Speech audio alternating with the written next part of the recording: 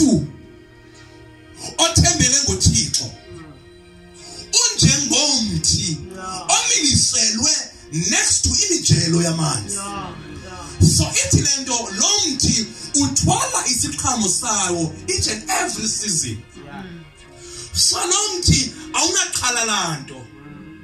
So nathi kolubaba losikulo bazalwane singumthi omiliselwe kwemijelo yamanzi. Simele bazalwane njengoko sibizelwe eluphumlweni singaqhaleli into. Atumpostile onke amaxhala enu waphoseni kuye. So xa siphosa amaxhala ethu kuye singena kwisabatha. Ithi waphoseni kuye ngokuba yena enikhathalele. Yathule Mike. Ngokuba yena enikhathalele.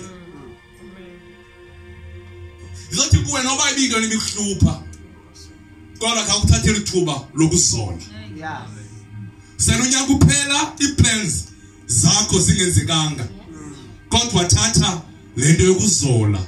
Sele kufika kweli xesha izinto zingenzeki. Uyasimbanga basingenzeki intoni? Luyeke utshaba. The enemy okanye the devil has no power to touch into zakho. Let me unlock that in ngondweni yakho. And in your spirit. It says Anzifetu. Yes. It says Anzingo. Right. The enemy has no power to touch into zako. Why am I saying this? Ngokuba wena ungowakho. Nezi zinto zingenzekiyo kungokuba wena ungengowakho. They are not in the pipeline for you. God has not planned them for you. But when you have planned for yourself. But umuntu who is in the Sabbath uyekela kuThixo. Akathi mna kuza kuthi ngam. Kodwa uthi uThixo ethanda. Lena leza kwenzeka. So in other words, what I'm trying to say is this. Simele bazalwane singene kulento yokuphumla. In other words, yoba sithembe uThixo. Balo of 29. Yizani ukumnonke nina nibolelekayo nisindwayo ngumthwalo ngiyakuninika ukuphumla. So we do not find rest anywhere. And we do not find Christ coming to tell us about the seventh day. No. Because the seventh day was Christ. Uba benokuncokolela ngomcimbi wamasabatha okanye ne7 days. Okanye ngamaSirayeli ephumla. uThixo wayengenanto kwenza nenyama yabo. But uThixo was more concerned ngomoya wabo. That's why uThixo befuna ukuqokelela ingqondo yabantu. Ahlale ndawonenye bangenzi into akwazi ukuthetha kunye nabo. Kodwa kule nkonzo intsha sinikwe into yomoya. Imbulomoya lo uzokuzoliswa. Funda ke. Verse 29. Ngenani ejokhweni yami nifunde kuba mna ndilungile. Ndingonhliziyo ithobekileyo. Nothi ke nizifumanele ukuphumla inhliziyo zenu. Niyakuthi umoya wenu xa nithi ningene nithathe ijokhwe yami. Zohlukile ke ngoku. Kukuphumla okuwokuqala. But kukho okuphumla kwejokhwe. Andikuva. Kukho oku athi izani kumnonga niboleleka ndini ukuphumla. That is the first one. Kuba uxolo izono. Now why uxolo izono? There is a second rest. Lokuba wena uvumele ukulawulwa uKristu. Iloba uvumele into zakho zilawulwe nguKristu. Londo ikunika ntoni? Uphumlo umoya wakho. Zohlelo sana. Ndiyohlule kahle.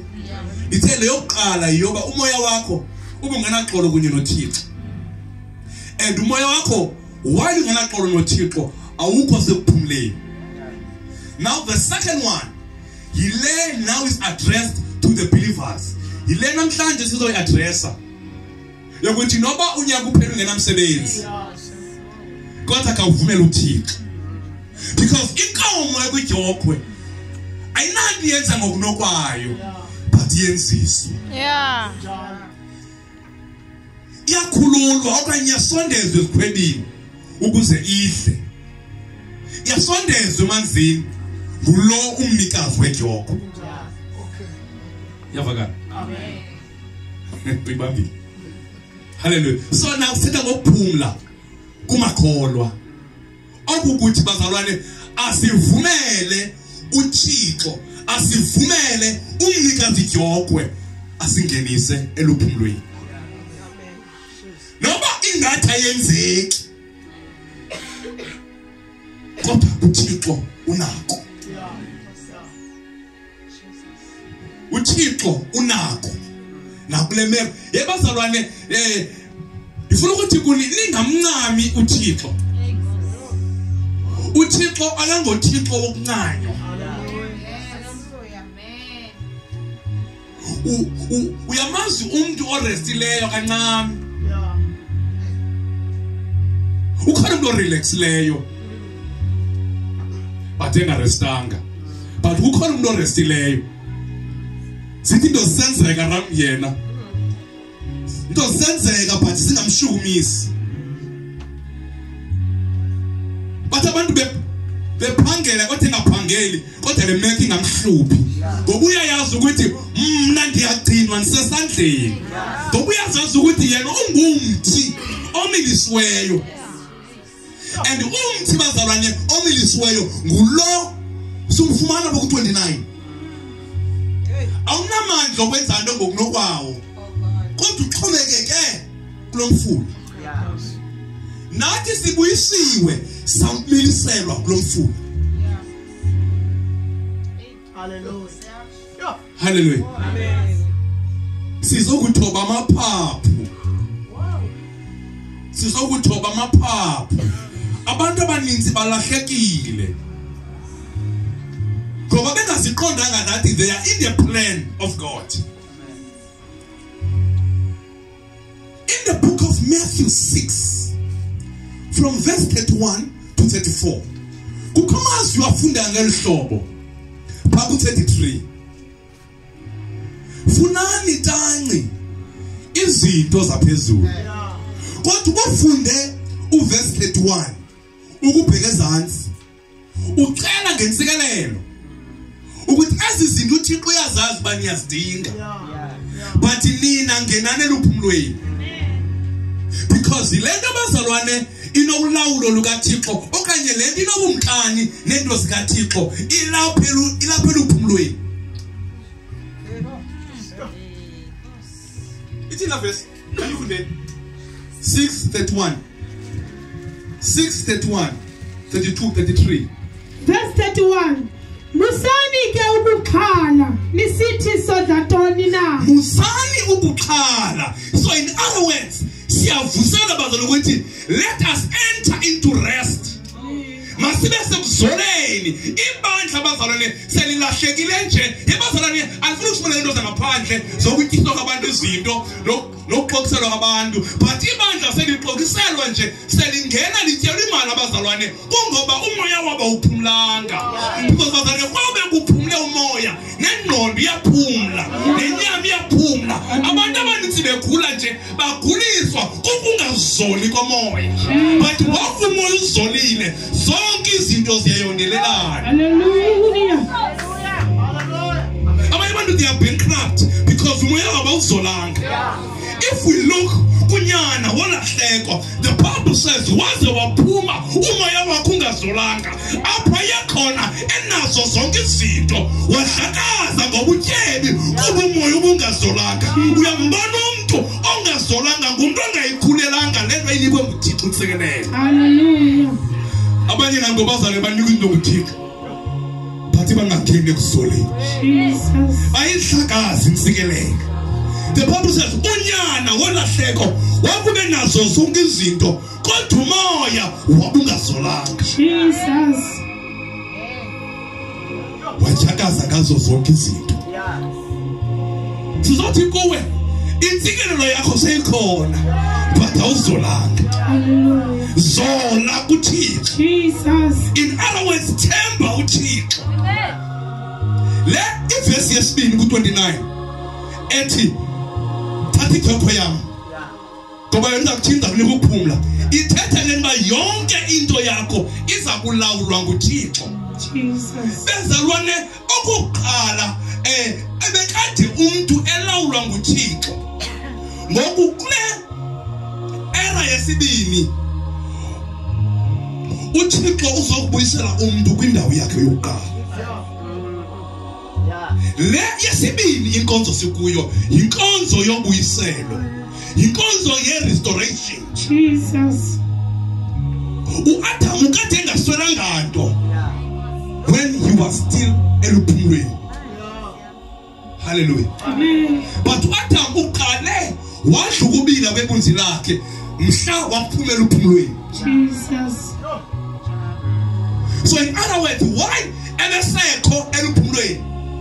Why ebekhona kubabalo? Mina lithi ubabalo liyafika lufika ubabalo. Belukade lukho ubabalo. Because ubabalo is a provision of God. Why God was providing for Adam? uAdam bekade pholile. uAdam ethi ezolile bazalwane. InguThixo oprofeta kwaAdam. Now uzolanga kuba ucimba you have to provide. But namhlanje ngizokuthi kuwe ngifuna ukuzazele uThixo.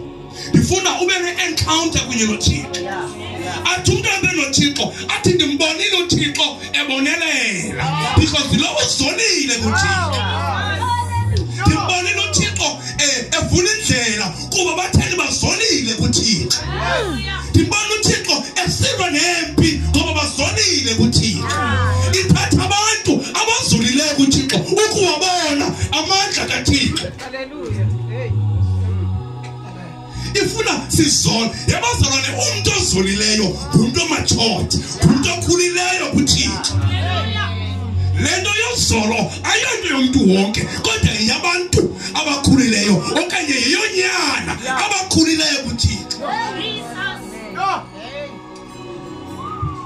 Unyana wolahleko, he was a son, but why she indawo yakhe yokuma wabuyela ebuntwaneni. Ngoba ufihlakalwe yinto ba ezinto zikatata sezakhe but ufuna ezakhe yena. But onyana abafune yabo bafune katata kuba bayayazi ukuthi i-covering yabo ikutata, impumelelo yabo ikutata, kuqa into zabo sikutata, kuqa sisesandleni sikatata. Asizoleni bazalwane silibandla. Akhe sizoleni silibandla. Akhe simvumele uThixo abe nguThixo. Sorry dad.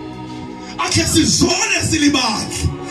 Yabazalwane abantu abalukuza ukuphetha kaThixo ngoba bazolanga. Lento inokuzola bazalwane inentsikelelo nayo. Ngoba into yethu lento yophumlo into yethu sibizelwe eluphumlweni. Izani izini zophumla. Hallelujah. Abokuqala in the book of Hebrews 4 if uzayifunda kunye nami ithi aba uThixo wafunga wathi abantu soze bangene eluphumlweni lwami. Hallelujah. Abasoze bangene. Let's read it in the book of Hebrews. Hebrews 4. Let's start from verse 3. For we who believe, that is, who will personally trust and confidently rely on God, enter that rest. No, my food of me. Hallelujah. You have this case. Food does get some mind. Hallelujah. See this eluzolwe. Abokala bazalwane. Zo uThixo ebalande ngenyama. Khange bangene eluphumlweni. bathe noko besekanana kodwa baphumla besekanana. Ilona iBhayibheli ithethe ukuthi wafunga uThixo wathi abangeze bangene. Because uphumlo belingenando lokwenza nenyama. Belinokwenza nomoya. Ngoba bathe bemkhonza uThixo abamkhonza ngomoya, bamkhonza ngokwenyama. Kodwa kwasizulu nasangoku uThixo ufuna abantu abamkhonza ngokomoya. Abanye abahambi kahle endleleni. Kungenxa yoba umoya uzolanga. Bakhalela izinto abangamelanga bakhalele zona. Ithi iBhayibheli nenhlanga siyazifuna izinto. Ithi uverse 34 uyihlo osezulwini uyazazi izinto. We are called into the world of plenty. Sibizelwe kwilizwe lobutyedi. If we have God, we have everything. Sorry. And I don't want you ukuthi lamazwi wathethe ngomlomo, but ngifuna uwabelieve lamazwi ukuthi uThixo lo uyinkosi yettu unento zonke. Xa ndikuye ndinento zonke. Start to believe. Lento ithi believe. Ithi ngesingesi rely. When you rely, inalento ukuthi andina warranty zokuwa. I am relying on him. And next effort, yashukuma niwi. Ifuna ukuthi basihlale kuye sizone. Sihlale sizone. Abanye abantu sebengenile kodwa bazolanga. Kodwa Nkosi sibizwa basizole silibali. Selonyaka kuphela nje asizole bazalwane. Masingavumeli ukuthuzwa zizinto. Hleze ungene loyiko. And siyazi in the presence okanye apho kukho loyiko akukho khona. Labo boyikayo abamthembanga uThixo. Khawufunde. Ubufundile u31. Khawufunde. Ufundile. Who is there bazalwane? 31. Funda 31. Hallelujah. Sibizolelwe eluzolweni. Funda 31 33. Musandike ukukhala nisithi sodla ntoni na? Sosela ntoni na? Sonxiba ntoni na? 32. Musani ukukhala. Asenze restation apho. Asosicengelezo esi. Lizwi lithetha nempilo yakho. Uthixo ubhaqile. Uthixo libhaqile into bani niyakhala. Ukhe wathi unkosikazi. Wathi uba ibusiness yakho ayilungi. Khawuqale le business kaThixo. Iba busy ngoThixo wena. Because ile yakho ayilungi. Uba usebenza, khawusebenze uThixo. Khawusebenze uThixo. Because ibhaqile ukuthi athina sibhizi zezethu, yena ubhizi zezakhe. Xa sibhizi zezakhe, yena ubhizi zezethu. Why do say busy zezakho? Yena ubhizi zezakhe. But when uyeke zakho, ungqala kwezakhe, yena ungqala kwezakho. When usazithwelele, uThixo naye uthwale zakhe. Hallelujah. Amen. Full 32. Zezi zinto kanye abahlala besukelana nazo abangakholwayo benhlanga. Zezi ntoni? Zezi zinto eziphezulu sibiziweyo 31. Inhlanga jonga ke ngokwena. So ucinga ngeforeigners. Asithethi ngo my friend, asithethi setha abantu abangakholwayo. Ndimthanda uYesu esithi umuntu akaphili ngasonga sodwa. Kodwa uphila ngamazwi. Hallelujah. Amen. Uphila ngamazwi. Sikwisiri senkonzweni esifundisa ngayo, sifundisa ngeblessings. sithi yintoni blessing. Abanye angavuma bathi kuba ndihamba ngalamoto endihamba ngayo la moto iyi blessing.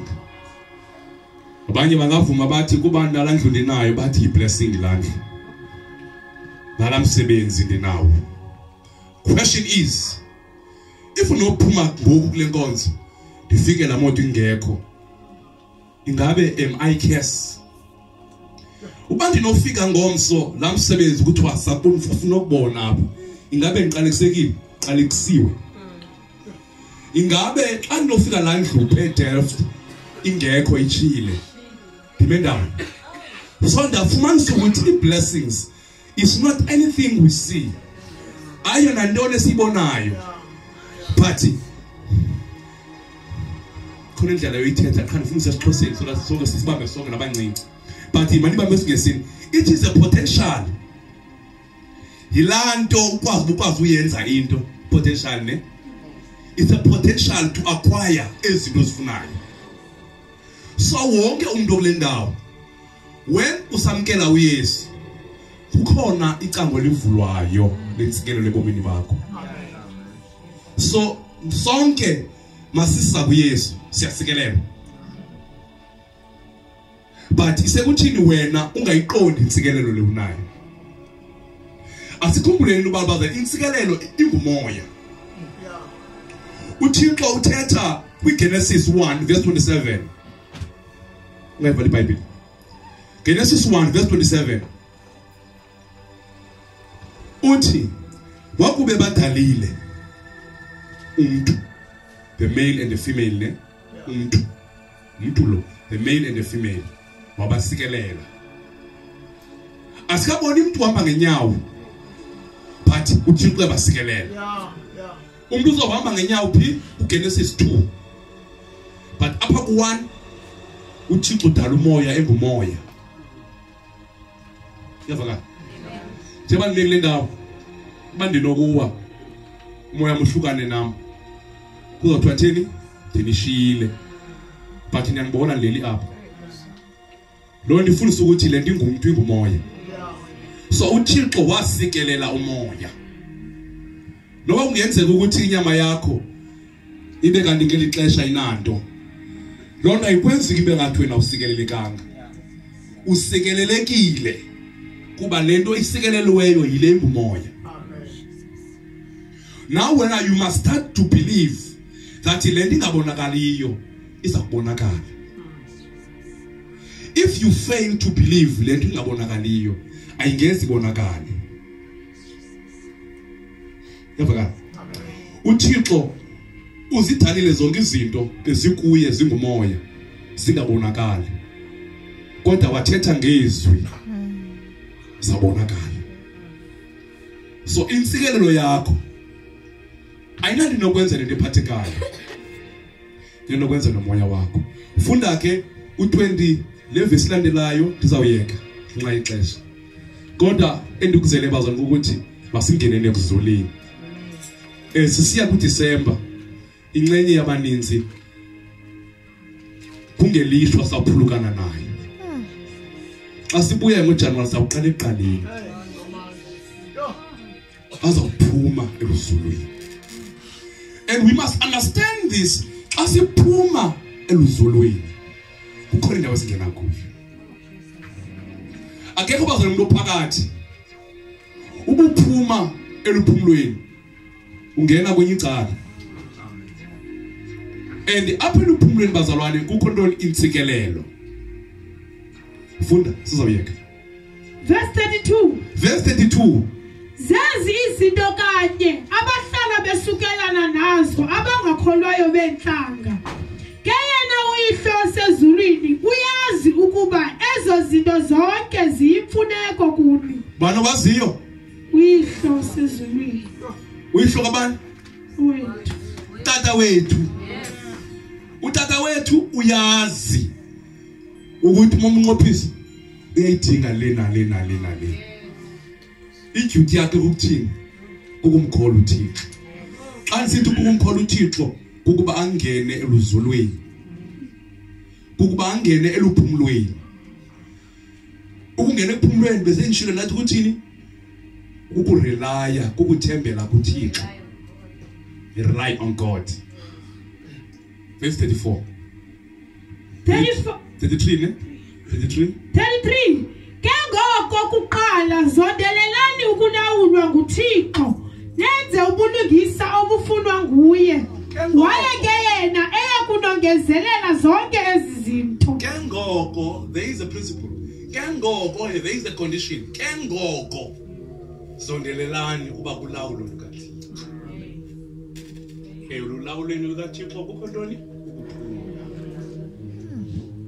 Siqonde ke nethi ungaphumula umoya wakho. Siqonde ba ingathi ngiyasuka. Nathi ungazula umoya wakho. Siqonde ba ndiyasuka. Ndiyaphulukana nayo.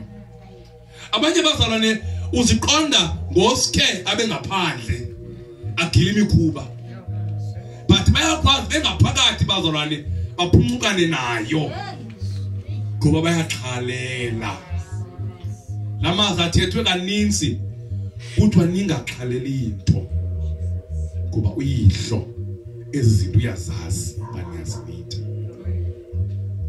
Bana maninzi baya kwindawo beyofuna imisebenzi bengafuni uThixo. Bengafuni ukulawula lukaThixo. Nabanye bangaphakathi apho.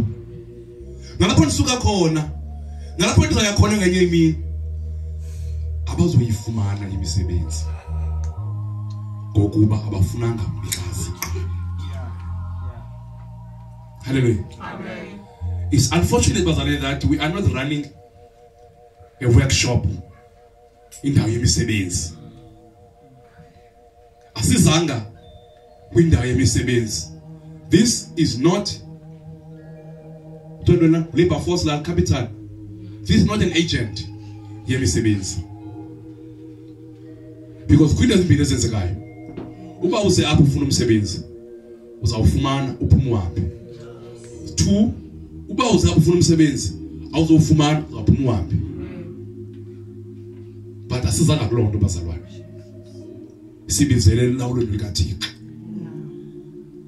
Ndiyamthanda uyaBethliko. Uthi noba ndiyifumenanga, noba ndiyifumene, kodwa ngizokujika. Zokuhlala kule nto. Sibizele ukuhlala bazalwane. Sibizele ukuzola. Mhlabeleli, it is well with my soul. Nabe izinto azihambi kakuhle. But zihamba ngokweplani kaThixo. Ithatha ke bazalwane lonto ukukhula. Siyibhaqo ukuthi akukho nto yenzeka kuthi uThixo engayivumelanga. Lonto isinika sizole. Isinika uphumlo yokuba ndazi ukuthi mina ndisesabanye bayacula siyagcinwa noba singathini esandleni but bala besandleni but baxhalile. So lento bayithethayo abayiphili but abamvumeli uThixo abe nguThixo. Namhlanje uba kwinto ufuna ukuzibambile bamba lento bokuvumela uThixo abe nguThixo. Bamba lento uba uvumele uThixo abe nguThixo. And uThixo uba nguThixo xa wena uyekile ufuna nguThixo. Why usafuna uba nguThixo? Usafuna ukuxhalela yonke into. Ixhala leli kaThixo ayilo lakho. Full 34 mntana msoyeka.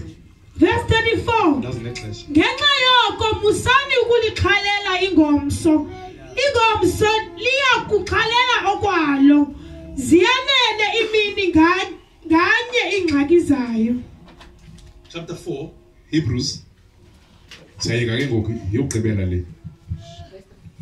Verse 3. For we who believe, that is we who personally trust and confidently rely on God. Masifune ngesixhosa so that singamane sitolike. Funda Hebrews. Hebrews chapter 4 verse 3. Kambe ke thina sikholwayo singabo bangenayo konke kuphumla kuxelwayo xa kusithiwa nditheke ngomsindo ndafunga ndathi abasoze bangene ekuphumleni kwam. Kangoko thina sitheni sikholwayo singabo bangenayo eluphumlweni. Ndathi ndinomsindo ndinguThixo ndathi abasoze bona bangene kodwa aba bomnqophiso omtsha aba angena ngobabalo ngalukholo ngabo abangena eluphumlweni. So bazaneni, in other words, uphumlo indawo yethu. Uphumlo yindlela vele siba ngayo. Funda verse 5. Ndiyaphinda ndithi umxholo esithetha ngawo uthi abasoze bangene ekuphumleni. Verse 6. Abasoze bangene eluphumlweni abaphi aba bakhonza ngokwantoni ngokwenyama. Ngoba ithi kuRomans 8 verse 1 akukho ke ukugwetywa kwabatheni kwabakuKristu abangahambiyo ngokwenyama abahamba ngomoya. Kuverse 8 1b noba in your Bible akekho but nanku mbambe kukhona ke ukugwetywa kwaba bakuYesu Kristu bahamba ngokwenyama. So kuverse apha ku Hebrews 4 kuverse 5 kuverse 4 and verse 5 uthi ke ngokuphaya bakhona abalapha kuKristu abangazongena eluphumlweni. Aba bangazongena eluphumlweni ngaba bangaphumlanga. Hallelujah. Amen. Kukho inkitha yabantu engazongena ezulwini.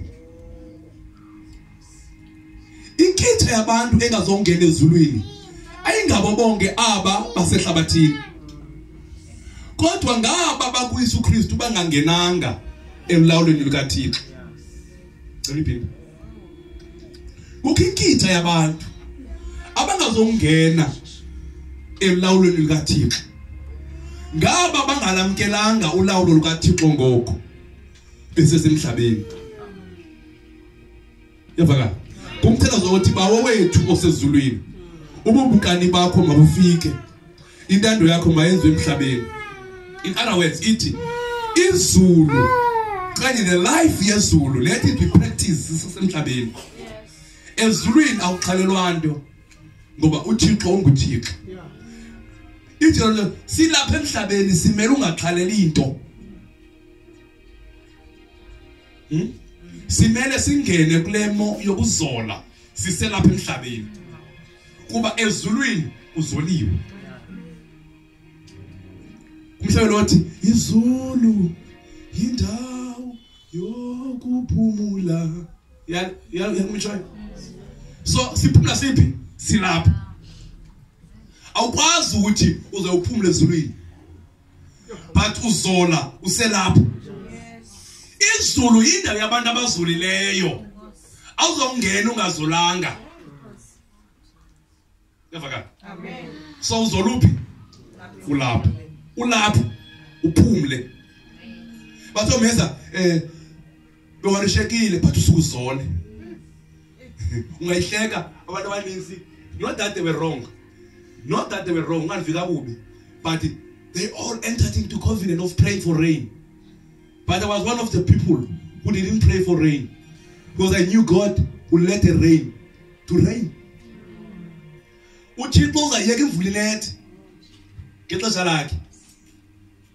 Hallelujah. Amen. Everybody was praying. Even now, they take a credit for that. Maybe it's good. But I just knew that uThixo uzakuyenza. uThixo unakho uzakuyenza. It was this year moslemngalethi. It was this year. Oluthixo lo unyaka kaThixo nakho. Oluthixo lizakuyenza in my own time. I am God. Allow me to be God. Ngiyalivala izulu. Pendilivule xa ngithandileyo. Hallelujah. Ngoko. Le ndimi ngeyonto ba siyishumayele sobabili bahlaleni phansi sincokoleni ngayo lento yophumlo. Ayona ba sinqokole over an hour but ibe yi-series sincokoleni ngayo. Hallelujah. Amen. Hallelujah. Sibekele bazali ba uThixo asiphumze. Sizagodukani siye emakhaya but masehleli nomoya ophumlileyo bazalwane. Kukho ke lento bazalwane ithi ukuba uvale iaccount yakho uno 0, there's no miracle ezakwenzeka ba uvule une better balance. Ane? So uvale unyaka ungaphumlanga. Don't expect uvule unyaka uphumlile. Yami njalo. Uvala unyaka ungeke kuThixo. No way uzovula unyaka kuThixo. So the word of advice ukuvala unyaka uphumlile. Lento uba uphumlile ithi ulapha kuThixo. Xa uvula unyaka usekuThixo. Inkitha yabaninzi bazagoduka. Ningavumi bazoluphuma eluphumlweni. Ningavumi kube khwile enikhuphayo eluphumlweni. Mamkhada siyathanda ukusho athi unyaka unenyanga eziyi-12. Awuchange. Na ungavumi unyaka ube ngathi unenyanga eziyi-13. Ube kunenyanga uyiphila extra ungeke kuThixo. Abantu I don't know lento ebive ngabantu asichana amaRoma athi January ntontoni salade ntontoni. Bengekade kungekho nyanga kuphilwa nje kuThixo. Ngoba abantu nethi first babangadi babethwe ephondweni abantu baphile ngendlela. And uyazi abanye abazanesele bengaphilanga ngendlela mhlambi uba bayezonweni. Bathi incenye yabo ilahleka nalento ezininzi. Ilahleka nemali yabo. Ndiyathanda bazana uyithetha ke lento ndeke uthetha ke ngoku. Uyithetha lento bazana ba. Xa sibizele enkululekweni. Sibizele enkululekweni yengqondo neyomoya. Masingavumeni ingqondo yethu iphazanyiswe zizinto ezenzeka elizweni. Ilonto esithi uPaulos kwincwadi yamaRoma ku-12. Bazalwane yibani nokuhlaziyeka kwengqondo. Bona ngabantu ilizwe liza kutshintsha isystem yalo libambe ingqondo zabantu abaninzi. Abanye bazawuvula bazalwane unyaka bengenayo nesent. It should not be a case for a believer. It must not happen kumakholwa. Uyazi ngonyaka ka2016 wathi uThixo kum xa engixelelayo wathi lo ngonyaka kaThixo wathi uThixo lo ngonyaka weexpansion. Expansion ke ngoba ngayiqondiyo ukuthi kungabikho limitation, kungabikho mqobo ukuvalelayo. Ngalanyaka kubugcina bazalwane. Ngalanyaka nakunyaka edlulileyo. Ngandine bank overdraft ukuthi upeya i10 rand uthi ebhankeni mayiboleke enye i10 rand before upeye. Ithi xa ifika la 10 rand ifike ingene kona tyala uphinde uboleke enye i10 rand bakhona. Ilona ke ngoku ibe ipattern yonyaka wonke wena uphile lo hlobo. Numbers are like ndaphile lo hlobo. I had a bank overdraft of more than 20-something thousand rands. Ingene imali iphinde ihambe. But until ndalikholwa izwi likaThixo elithi lo ngumnyaka we-expansion. Akukho nto yaphinde ilimiteke ebomini bakho. Dohlukana netyala. Asimelanga bazalo sizibophelele. Thetha kwenye level ke ngoku. Sizibophelele ngamatyala. Asimelanga bazalwane sigugqise imali. Abantu abaninzi ngoku mase kuthi senza bazayigugqisa imali yabo. La bonus iseyakho. It's money oyisebenzeleyo. La mali yomgalelo iseyakho. Ibethwe nguwe. Masingavumbaza uba influence lelizwe. Senje njengoko ilizwe lisenza. ndathatha isigqibo kulanyaka esithi andiphinde ndiyoboleka imali kumelwane nakomnye umuntu. That was me. Though the other years bendiphila ndiyiboleka imali ndithi andimapsa imali petrol. It might not be something wrong kuwe, but it is wrong apha kumkanini. IBhayibhile ngokuba sikholwa abantu bayokuboleka kuthi hayi thina siboleke kubo. Kuba hleze xa senza njalo sihlazisa ngale ndawo sikuyo. Sibizele bazana enkululekweni yomoya neyengqondo. Hallelujah. Masikhuleni masikwazi ukuzilawula iresources esinikweyo. Xa uThixo edala umuntu umnika ubukhosi alawule yonke into. Nemali. Suvuma iphume ezandleni imali. Uboza ubizemna mhlazi imali yaphuma phakathi kwezandla uboza ubizemna ukufakela super glue soze bindiphume. In other words bazalene, on the other note zizinto bishop efuneka sizeni sihlaleni phansi sincokoleni lihlangane kuncokolwe kuye kuMatthew kodwa sincokole ngathi sikhuthazana sifundisana. Asikwazi bazalene ubali ibandla elingenanto. Asikwazi bangabazalwane abangenanto. Hallelujah. Sithi sinoThixo ngaka, sinoThixo otyebileyo, asikwazi bazalwane. Ayonto yelibandla leyo. Elibandla libandla lento zonke. Yavakala. Amen. Nawe ke ndiyeke nxa ixesha ndiyeka nyani bazalwane. Kodwa ndifuna ukuthi kuni genani eluphumlweni. Enter into rest. Enter into Sabbath. And isabatha yenu mayibe imisabatha yemihla ngemihla. Ningavumi ukususwa nto. Ningavumi ukususwa nto. Banye bayabhala ndiyababona but ungavumi. Ungavumi ukususwa nto. Ngena eluphumlweni. Senjingathi abanye unyaka uphelile benganemisebenzi kodwa